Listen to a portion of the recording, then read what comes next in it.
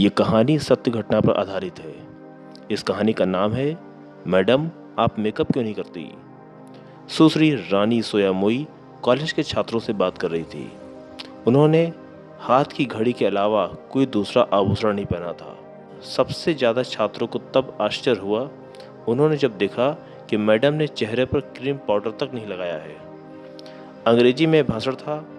उन्होंने केवल 2 या 3 मिनट ही भाषण दिया था, लेकिन उनके हर शब्द में दृढ़ संकल्प था। बच्चों ने उनसे सवाल पूछे।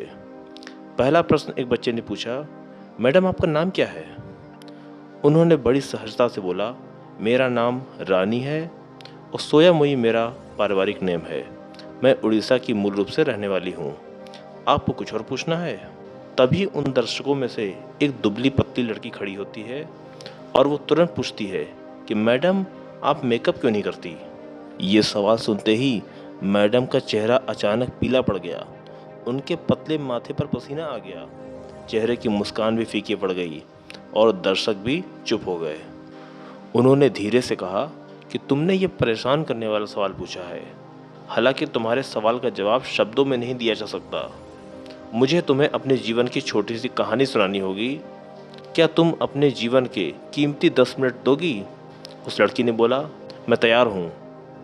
उन्होंने बोला, मेरा जन्म कोडरमा जिले के आदिवासी इलाके में एक छोटी सी झोपड़ी में हुआ था, जो मीका के खदानों से भरा हुआ था। मेरे माता पिता खनिक थे। मेरे 2 बड़े भाई और एक छोटी बहन थी। हम लोग एक छोटी सी झोपड़ी में रहते थे। मेरे माता पिता कम वेतन पर खदानों में काम करते थे, क्योंकि उनको कोई और काम नहीं आता था। जब मैं 4 साल की थी तो मेरे माता पिता और मेरे भाई बहन बीमारी के कारण बेड पर पड़े थे। उस समय उनको यह नहीं पता था कि ये बीमारी खदान में मौजूद मीका धूल को सांस के द्वारा अंदर लेने से होती है। और जब मैं 5 साल की थी तब मेरे बड़े भाई की इसी बीमारी से मृत्यु हो गई।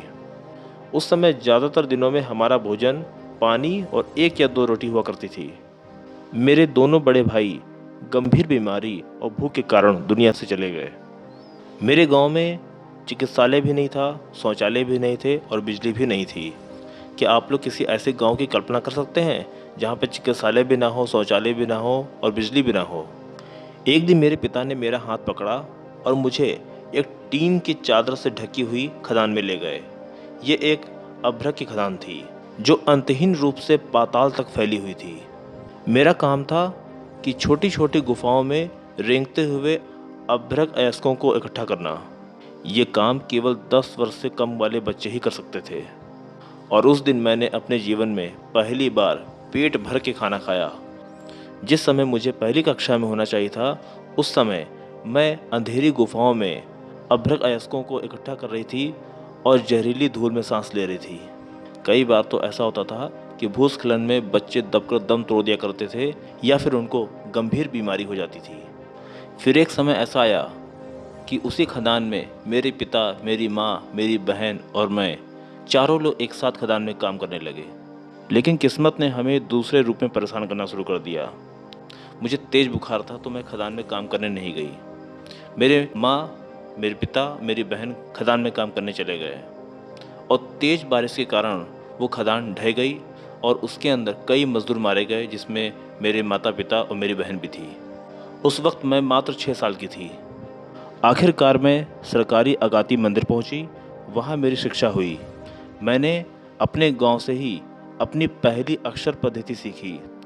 अब आप लोग यहाँ सोच रहे होंगे कि इस बात का यहाँ क्या संबंध है कि मैं मेकअप क्यों नहीं करती। मैडम ने दर्शकों की तरफ देखते हुए कहा, अपनी शिक्षा के दौरान ही मुझे एहसास हुआ कि उन दिनों मैंने जो सारा अभ्रक अंश इकट्ठा किया था उसका इस्तेमाल मेकअप उत्पादों में किया जा रहा था।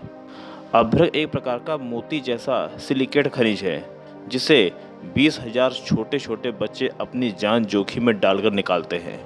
खदानों में बच्चों के हाथों से उठाए गए लाखों डॉलरों के अभ्रक का इस्तेमाल आज भी मेकअप में किया जाता है। अब आप ही बताइए, मैं ऐसे मेकअप का इस्तेमाल कैसे करूं? मैं अपने भाइयों की याद में पेट भर कर खाना कैसे खाऊं? मैं अपनी माँ की याद में रेशमी कपड़े कैसे पहनूं, जिन्होंने पूरी ज़िंदगी फटे कपड़े में निकाल दी। इतना बोलने के बाद मैडम की आंखों में आंसू आ गए और वो वहाँ से जाने लगी। जैसे ही मैडम वहाँ से जाने लगी, पूरा दर्शक उनके सम्मान में खड़ा हो गया और अब आपको जानकर हैरानी होगी कि कई वर्षों बाद वही महिला हमारे भारत देश की राष्ट्रपति बनी महामहिम द्रौपदी मुर्मू। ये कहानी यहीं समाप्त होती है। ये सत्य घटना आपको कैसी लगी इसे कमेंट में लिखकर ज़रूर बताइएगा। धन्यवाद।